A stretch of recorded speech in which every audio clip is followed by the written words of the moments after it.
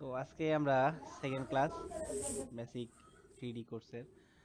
তো এইখানে আমরা আজকে শিখবো কিভাবে ব্লেন্ডার সফটওয়্যারটাকে নিজের ইচ্ছা মতো ইউজার ইন্টারফেসটা সাজিয়ে নিতে পারি। এক দ্বিতীয় হইতেছে পাশাপাশি বেসিক পর্যায়ে শুরুর দিকের জন্য আমরা নিজের মন মতো কিছু সিন কিভাবে বানাইতে পারি বা একটু নাড়াচাড়া করা, মানে গত ক্লাসটা নেভিগেশনের উপরেই ছিল।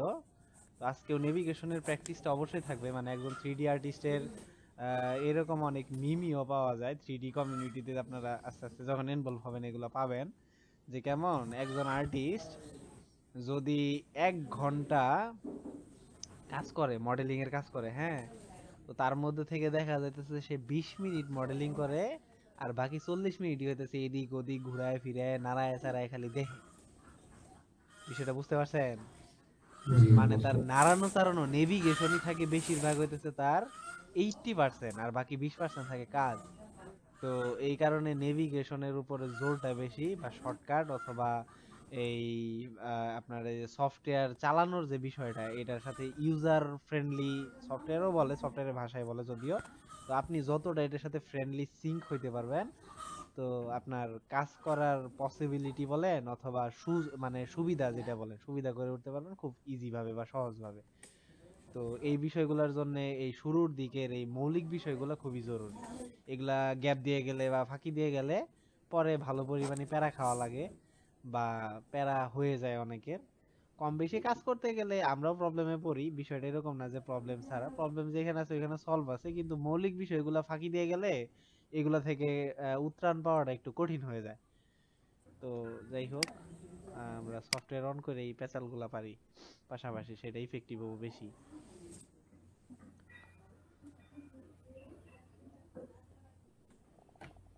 তো সফটওয়্যারের আপনারা এই ইন্টারফেস সম্পর্কে পরিচিতি আছে, এটা আমি আমার মতো করে রাখছি। যাই হোক, তো এটাকে আমি একটু লোড ডিফল করে নিতেছি। তো ব্লেন্ডার সফটওয়্যারটা, যেহেতু আমরা ব্লেন্ডার শিখতেছি, ব্লেন্ডার সফটওয়্যারটা ওপেন করার পর এরকম একটা ইন্টারফেস পাওয়া যায়, হ্যাঁ। তো এটা হইতেছে ব্লেন্ডারের পক্ষ থেকে আপনার হইতেছে প্রোভাইড করা ডিফল্ট লেআউট। এছাড়াও তাদের এই যে কিছু ওয়ার্ক স্পেস দেওয়া আছে, এটা আপনার অলরেডি পরিচিতি হইছেন। আচ্ছা, আমি এখানে একটু ইউআইটা একটু বড় করে নিই, আপনাদের কাছে অনেক পিচ্ছি পিচ্ছি লাগতেছে তাই না? হুম 1.3 হইতেছে মোটামুটি বড়, ভালোই দেখা যাবে আপনাদের, অথবা 1.2 করা যায়, লেখাগুলো যাতে স্পষ্ট দেখা যায় আর কি, দেখতে কষ্ট না হয়। ওকে। আর সাথে আপনাদের হইতেছে একটা শর্টকাট লাগবে, সেটা হইতেছে স্ক্রিন কাস্ট কি। এটা আপনাদের দরকার নাই, যেহেতু আমি আপনাদের শিখাইতেছি এই কারণে আমি এই অ্যাডনটা অ্যাড করে নিছি এখানে। এই কারণে এটা পরবর্তীতে অ্যাডন কিভাবে অ্যাড করতে হয়, কোনটাতে কি করবেন না করবেন, এই ক্লাস আসতে শিখবেন বা শিখামু বা দেখামু। এগুলো নিয়ে আপাতত টেনশন করার এখন কিছু নাই।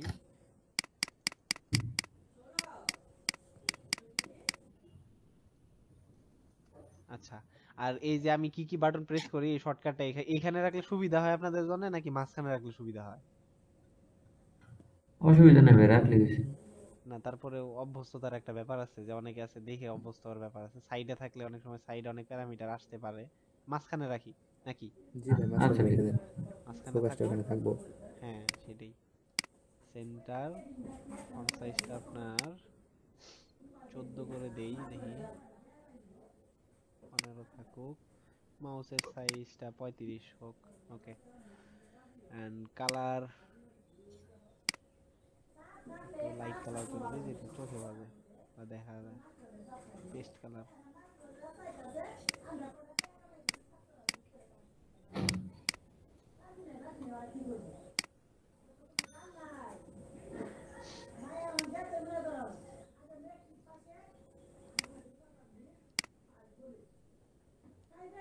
ব্যাকগ্রাউন্ড দিলে ভালো লাগে না।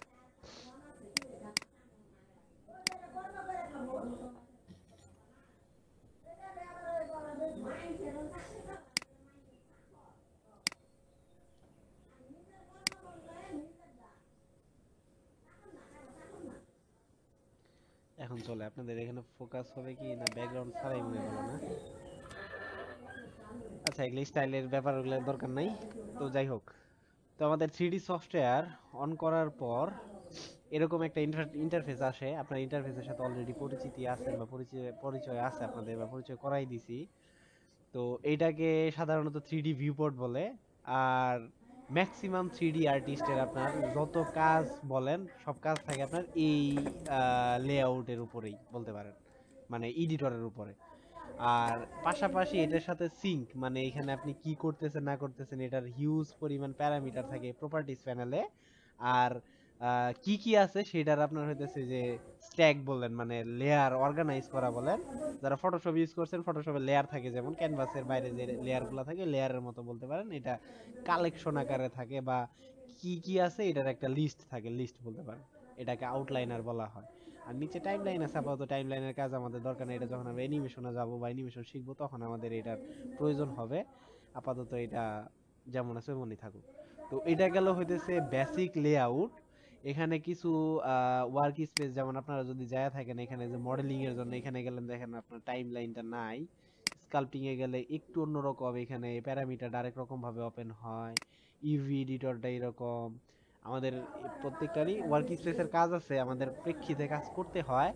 টেক্সচার পেইন্টের একটা ব্যাপার আছে, আমি আপনাদের ব্লেন্ডারে কিভাবে টেক্সচার করতে হয়, মানে কালারিং এর কাজ করতে হয়, এগুলো আমি দেখাবো, সমস্যা নাই।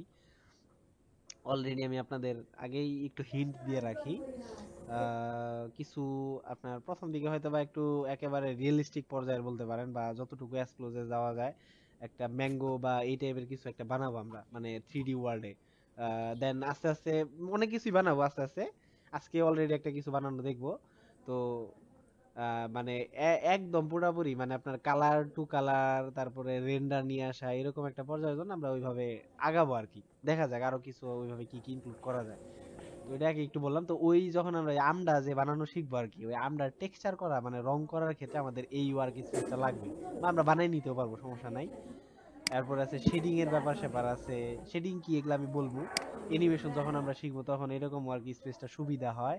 তো এরপরেও আমরা লেআউটেই সর্বদাই কাজ করি, এবং প্রয়োজনের প্রেক্ষিতে লেআউটটাকে আমরা সাজাই নেই। সেটা কিভাবে ওটাও দেখবো। আবার একই সাথে আমাদের যদি কোনো কারণে ওয়ার্ক স্পেসটা যে টান লাগে এরকম হয়ে গেল, হইতে পারে না, অথবা এরকম হয়ে যেতে পারে, বা নষ্ট হয়ে যেতে পারে, যে কোনো কারণে আমাদের ওয়ার্ক স্পেস উল্টাপাল্টা হয়ে এরকম নষ্ট হয়ে গেছে, বা শুধুমাত্র এই যে একটা এটা কি বলে শিফট স্পেস বারে ক্লিক করলেও এরকম বড় হয়, অথবা অলরেডি এখানে একটাই আছে এরকম হয়ে গেল। তো বিচলিত হওয়ার বা ভয় পাওয়ারও কিছু নাই। হোক, নষ্ট হইলে সেটারে কেষ্ট মিলবো, এরকম একটা কথা থাকে। যাই হোক, তো নষ্ট হয়েছে এটা ঠিক করা যাবে, ঠিক করার ওইটাও আমরা শিখবো, এবং একই সাথে আমরা কিভাবে নতুন করে নিজের একটা ইন্টারফেস বানায় নিতে পারি, মন মতো বানায় সেটাকে সেভ করে রাখা যায়। তো সেই জিনিসটা আমরা শিখবো আগে। তো তার আগে আমরা কাজ করি। হ্যাঁ, নষ্ট যেহেতু করছি আমি, ইভেন আপনি এই লেআউট থেকে যদি মডেলিং এ যান তাহলে দেখবেন যে আবার ঠিকই আছে, খালি লেআউটটা নষ্ট হয়েছে। তো তাই কি হয়েছে, মডেলিং এ কাজ করি না, আমি মনে করেন এই পরের গুলাকে ডিলেটও করে দিলাম, এগুলাকে ডিলিট করে দিয়েছি। মানে অপশনই রাখতেছি না যে আমার ঠিক করে নিতে হবে, বিষয়টা এরকম। একদম একটা ক্লিক আছে, যে ক্লিক করে যে প্রথম দিকে আমি যে কাজটা করছিলাম যে ডিফল্টে গিয়ে লোড ফ্যাক্টরি করলেই আগের মতো আসে, কিন্তু অ্যাজ এ ওটা তো সলিউশন না, তাই না? আপনার কাস্টম একটা ইউআই থাকতেই পারে বিভিন্ন আর্টিস্টে। ইভেন অনেকে আছে আপনার এই কালার টালার সবকিছুই চেঞ্জ করে এই এডিটর প্যানেলে প্রেফারেন্সে গিয়ে, এই থিম থেকে আপনার এই 3D ভিউপোর্টে যে এখানে যে বিভিন্ন অপশন গুলো আছে, এখন এই অংশটা স্কিপ করেন, আমি জাস্ট বলার জন্য বলতেছি। তো এইখান থেকে এক একজনে মানে গুতায় গুতায় আপনার এই যে বিভিন্ন এগুলা সিস্টেম করে, তো এগুলা মেজর না, এটা নিজের চোখের শান্তি বা রুচি অনুযায়ী বলতে পারেন। আপাতত ডিফল্টটাই আমি ইউজ করি যেমন ভাবে করা আছে, কারণ অনেক কালারের ব্যাপার স্যাপার আছে, সেনসিটিভ। এখন আপনি ভিজুয়ালি এগুলো করলেন, পরে মেইন কাজের ওইখানে যায় দেখলেন যে যে কালারটা দরকার ওই কালারটা আপনি খুঁজে পাইতেছেন না, বা বুঝতেছেন না যে আসলে কি হয়ে গেল। এই কারণে কালারের দিকে ওইদিকে মানে প্রেফারেন্সে যে গুতাগুতি করার দরকার নেই। আমরা এই লেআউটটা আপাতত প্রথম দিকে, যেহেতু আমরা নতুন, আমরা এইটাকে অর্গানাইজেশন করা, এটাকে সাজানো গোছানো বা এটাকে নিয়ে নাড়াচাড়া করাটা আমরা আগে শিখি। তো আমি পারতপক্ষে এখানে লেআউট একটা নষ্ট করে ফেলছি, আমি এটাকে আবার ওই আগের মতোই করতেছি যতটুকু করা যায়। আমি বলতেছি ওর যে কিভাবে এগুলো করলাম আমি।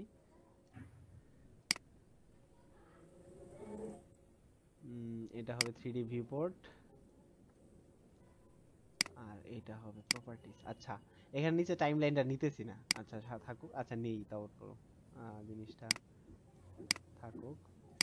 তো এই আবার আগের মতোই করে ফেললাম, হ্যাঁ। তো এই জিনিসটা যদি কোনো কারণে আপনার এই যে দাগগুলা দেখতেছেন, হ্যাঁ, প্রতিটা এডিটর থেকে আরেকটা এডিটর স্প্লিট বা ভাগ করার মাঝখানে এরকম এই যে একটা দাগ আছে, এরকম একটা দাগ আছে, এরকম একটা দাগ আছে। তো এই জিনিসগুলা হইতেছে কি একটা থেকে আরেকটাকে আলাদা করছে। ব্লেন্ডারের মজার বিষয় হইতেছে আপনার নিজের মন মতো করে আপনি স্প্লিট করে নিতে পারবেন। যেমন আপনি কাজ করতেছেন, কোনো কারণে আপনার এই আউটলাইনারটা অনেক বড়, মানে পুরাটাই দরকার, যতটুকু দরকার প্রপার্টিজটা আপনার না হইলেও চলে, তাহলে আপনি কি করবেন, এটা কিভাবে এডিট করতে হয়, সহজ প্রসেস। আপনার এই যে দাগগুলো আছে না, যে স্প্লিট মানে ডিভাইডার গুলা দেখতেছেন কি, জি এই দেখতেছি। ডিভাইডার গুলার এইখানে মাউসটা নিয়ে আসলে দেখেন আমাদের সচরাচর আপনার কোনো কিছু যেমন জি টি এগুলাতে প্রেস টেস করা ছাড়া, হ্যাঁ, এমনি জাস্ট মানে কোনো কিছুতে প্রেস করি নাই, সেই অবস্থায় আমাদের মাউসের কার্সরটা থাকে তীর চিহ্ন, এই যে এরকম, এই যে কার্সরটা, এটাকে যদি আমরা এই যে কোনো স্প্লিট অংশে নিয়ে আসি, দেখেন এই যে এইরকম একটা চিহ্ন হয়ে যায়, মানে উপর নিচের দিকে অ্যারো চিহ্ন। মানে এটা অবস্থা অনুযায়ী যে আমাদের যেহেতু লাইনটা ভার্টিক্যালি আছে, এই কারণে এটা এই অ্যারো চিহ্নটা হরিজন্টালি হয়েছে। আর এটা যেহেতু দাগটা হরিজন্টালি, এই কারণে অ্যারো চিহ্নটা ভার্টিক্যালি, কিন্তু আলটিমেটলি হতেছে আমাদের অ্যারো ইয়া মাউসের কার্সরটা চেঞ্জ হয়ে যায়, দেখছেন কি। হুম। তো এই চেঞ্জ অপশনটাতে আপনি কি করতে পারেন, আপনি মাউসের রাইট বাটনে যদি ক্লিক করেন, দেখেন vertically split, horizontally split, join area, swipe area, আমি একটা একটা করে বলি। ভার্টিক্যালি স্প্লিট মানে হইতেছে আপনি ভার্টিক্যাল বরাবর কাটবেন, দেন আপনি যদি এখানে ক্লিক করেন ভার্টিক্যালি স্প্লিট, আপনি দেখেন এই যে ভার্টিক্যালি কাটবেন মানে এই বরাবর, মানে এইখানে একটা হবে, এখানে একটা হবে, দাগটা হবে লম্বা, মানে যেহেতু স্প্লিট করতেছেন ভার্টিক্যালি, লাইনটা আসবে আপনার হরিজন্টালি, এটা কিন্তু খেয়াল করেন। তো ভার্টিক্যালি স্প্লিট, সরি আমি ক্লিক করি যে ভার্টিক্যালি স্প্লিট, আপনি এটাকে করবেন নাকি এটাকে করবেন, এখন কোনটাকে করবেন আপনি দেখেন, আমি দাগ এই যে আমাদের এই যে এই দাগটা, এই দাগটা হয়ে আছে আমাদের এই ভিউপোর্ট আর এই ভিউ মানে এডিটর, সরি ভিউপোর্ট আর এই টাইমলাইন দুইটাই এডিটর, গুলাই ফেলেন না, এটা হইতেছে 3D ভিউপোর্ট আর এটা হইতেছে টাইমলাইন, কিন্তু আলটিমেটলি সবগুলাই হইতেছে কি এক একটা এডিটর, কারণ এইখানেও আমরা এডিট করি কোনো না কোনো ভাবে, এইখানেও আমরা কোনো না কোনো কিছু এডিট করব, তাই না। তো জি যেহেতু এখানে সংক্রান্ত এডিট সংক্রান্ত কাজ চলে, এই কারণে এক একটাকে সবগুলাই হইতেছে এডিটর, কিন্তু এক একটা এডিটরের নাম আছে, যেমন এটার নাম হইতেছে ভিউপোর্ট, এটার নাম হইছে আউটলাইনার, এটার নাম হইতেছে প্রপার্টিজ, এটার নাম হইতেছে টাইমলাইনার। তো এডিটর আলটিমেটলি সবগুলাই হইতেছে এডিটর, তো এই কারণে আমি এডিটর ইউজ করতেছি, যেহেতু এক একটার এক এক নাম আছে, আপাতত কমন নামটা আমি ইউজ করতেছি। তো এই দুই এডিটরের মাঝখানে আমাদের স্প্লিট এরিয়া মানে ভাগ করার জায়গা হইতেছে এই যে এই ডিভাইডার দ্বারা ভাগ হয়ে আছে। এখন আমি অ্যারো চিহ্ন এইখানে আমি সহজটা আগে বলতেছি। তো এই অ্যারো চিহ্নর মাঝখানে এসে এই ভার্টিক্যালি স্প্লিট যদি আমি প্রথমটাকে সিলেক্ট করি, দেন আমি উপরেরটাকেও সিলেক্ট করতে পারি, মাউসটাকে যদি আমি কোনো ক্লিক করি নাই, জাস্ট আমি এই যে এইটার উপরে, এই যে এইটার উপরে এসকেপ বাটনে ক্লিক করলে চলে যায়, মানে যে কিবোর্ডের যে ESC যেটা আছে ওইটা, আমি আবারই আসতেছি, রাইট বাটনে ক্লিক করলাম, ভার্টিক্যালি স্প্লিট, এখানে আমি লেফট বাটনে ক্লিক করলাম। তো এই লেফট বাটনে ক্লিক করার পর এই উপরে একটা দাগ আসে, নিচে এরকম একটা দাগ আসে, আপনি জাস্ট মাউসটাকে উপর নিচ করলেই দেখতে পারবেন। তো আপনি কোন এরিয়াটাকে ভাগ করতে চাইতেছেন সেটার একটা অপশন দেয়, নিচেরটাতে যদি ক্লিক করেন তাহলে নিচেরটা দুই ভাগ হয়ে গেল। যদি আবার এইখানেই ধরেন সমস্যা নেই, ভার্টিক্যালি স্প্লিট উপরে নিয়ে যান, এখানে আবার যদি আপনি চান এটাকে আরো আপনি ভাগ করতে পারবেন, করেন করেন। এখন এই দুইটা, কারণ আমি এই যে এই দাগের মানে এই যে এই দুই পাশের মাঝখানটায় বরাবর যেহেতু ভার্টিক্যালি স্প্লিট নিছি, এই কারণে এই পাশে পাবো, উপরেও কিন্তু যাব সমস্যা নাই, কারণ যেহেতু এটার সাথে রিলেটেড, হ্যাঁ, এটার সাথে রিলেটেড। বুঝাইতে পারছেন বিষয়টা কি?